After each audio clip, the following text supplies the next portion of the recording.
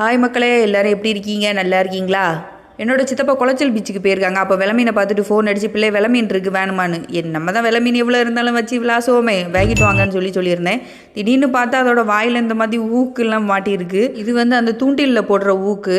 கொஞ்சம் சமைக்கும் போது கொஞ்சம் பார்த்து எடுத்து சமைங்க, பிள்ளைங்களுக்கு கொடுக்கும்போது பார்த்து எடுத்து கொடுங்க. இவ்வளோ பார்த்து கழுவுனதுக்கப்புறமே குழம்புல நான் 2 ஊக்கு எடுத்தேன்.